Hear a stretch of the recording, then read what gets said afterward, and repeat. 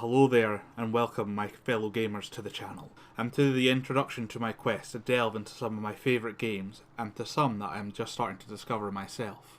Now, not only will I be sharing this with you, but also the journey of my early attempts at content creation. Throughout the content on my channel, I will be sharing my opinions on these games, strengths, the areas I feel they are lacking, my own personal suggestions for features or content that could or should be added to the games in future updates, both for my own personal enjoyment but also the player base as a whole. I will also take a look at the games through a wider lens and see how they stack up to their competitors and contemporaries. Coming up is a glimpse of the games I will be playing, with varying degrees of success I'm sure. So with our journey laid out before us, my name is Falcon, and I welcome you to my arcade.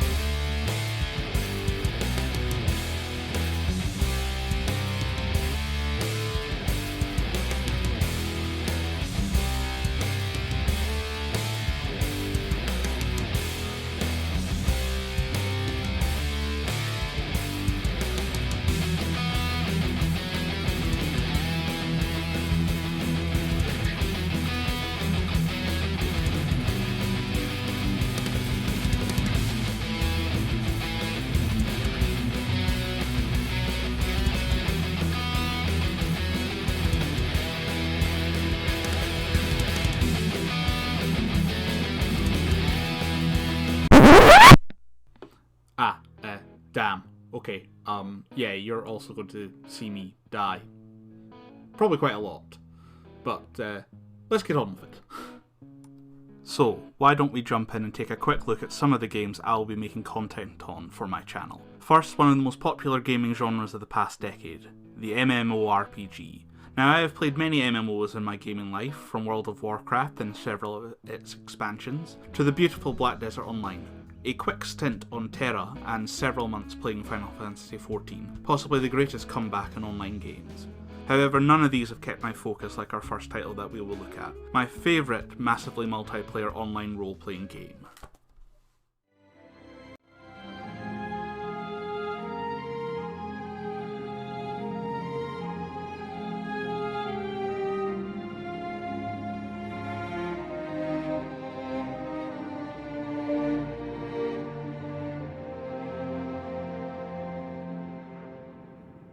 Guild Wars 2 is a free-to-play MMORPG developed by ArenaNet and published by NCSoft. Launched back in 2012 and now on its second expansion, Path of Fire, with a third expansion, End of Dragons, confirmed for some point in 2021. Guild Wars 2 goes in a different direction from more traditional MMOs like those mentioned previously. As I said, Guild Wars 2 is a free-to-play game, however this is the base game only. but one only needs to pay a one-off cost for the expansions, which are available in a single bundle from the Guild Wars 2 website. Guild Wars 2 has 3 main game modes, which together offer hundreds to thousands of hours of playable content. PvE, which encompasses the detailed and fully voice-acted engrossing personal story. Instanced 5-man dungeons with a scaling degree of difficulty called Fractals of the Mist. Cooperative open world events and boss fights. And finally, instanced 10-man high difficulty strike missions and classic raids. Next is structured PvP, which is available to all players from level 1. Players then have a choice of either a free-for-all arena, 2v2 and 5v5 team-based objective capture and hold games, with each map having a unique extra mechanic thrown in to give the participants something else to contend with, and ranked PvP seasons and tournaments where 5-man teams can really test their mettle. Players who take part in PvP are made level 80 bypassing their PvE level and gear, and given a choice of PvP gear so all players are put on the equal footing, and the only thing separating them going forward is skill.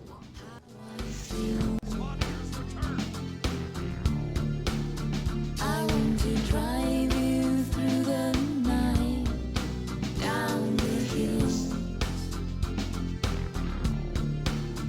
I'm gonna tell you something you don't want to hear. I'm gonna show you where it's dark, but have no fear.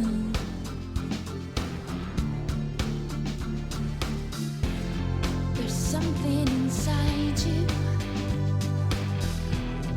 It's hard to explain. Finally, there is World vs. World, a large-scale war game pitting 3 servers against each other over 4 maps with various objectives to either defend or assault, such as resource camps, towers, keeps and castles, which are defended by both NPCs and players. Each game mode has means of progression, varied loot to reward players as they play. They're talking about you, boy, but you're still the same.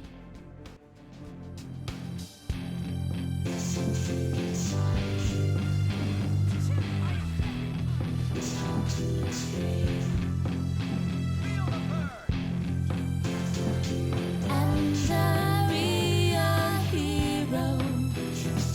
We are human beings. There's something inside you. It's hard to explain. Our next title is from the creators of several gaming legends such as Battletoads and the Banjo-Kazooie franchise. So it's time to down a tankard of the finest grog and to take to the Sea of Thieves in search of adventure, where you will take on other players and their crews and ship in martial combat.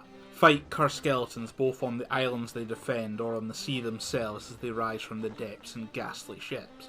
Fend off giant beasts like the mighty Megalodon or the ship-swallowing Kraken, all while seeking out the finest treasure to deck out your pirate and your ship in greater and greater cosmetics.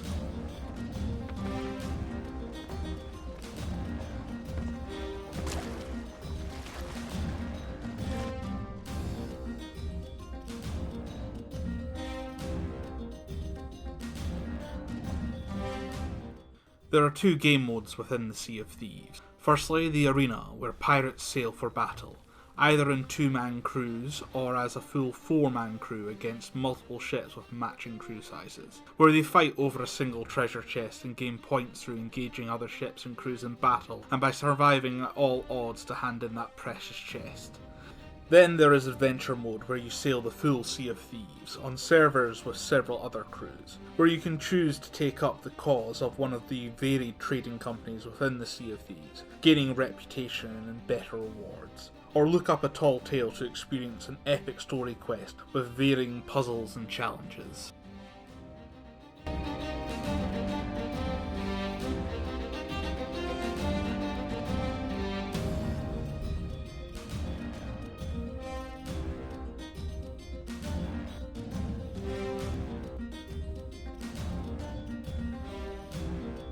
And just remember, my fellow pirates, never fully trust another crew. After all, it's called the Sea of Thieves for a reason.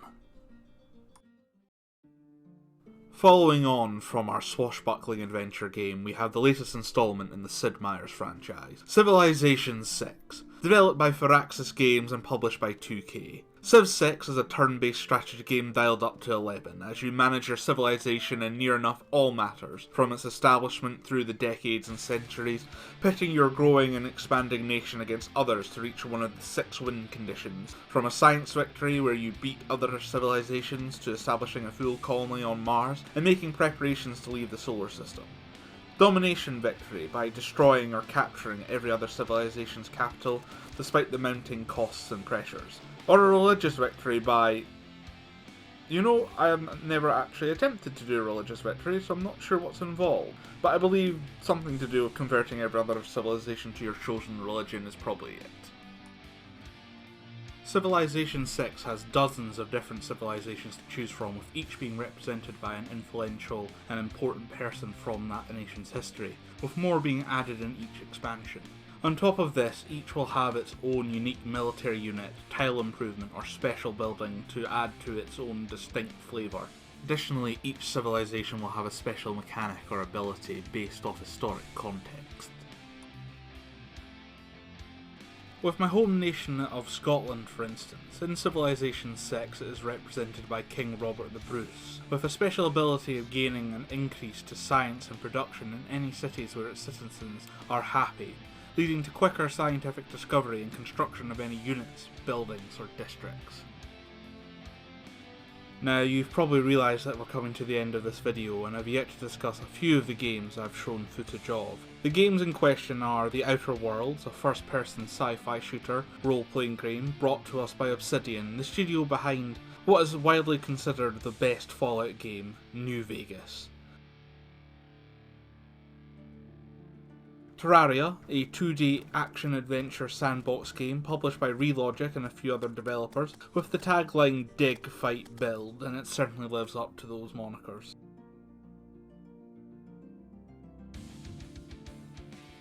And finally Horizon Zero Dawn, an action role-playing game developed by Guerrilla Games, which looks like a cross between Tomb Raider 2013, combined with Vikings and a cyberpunk dystopian future, so pretty much amazing.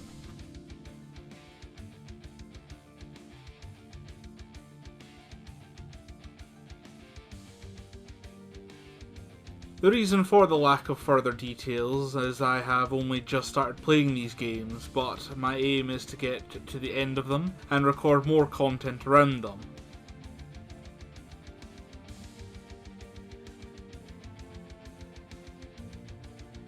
So, if you want to see videos delving deep into these games and more, please remember to like, subscribe and stay notified.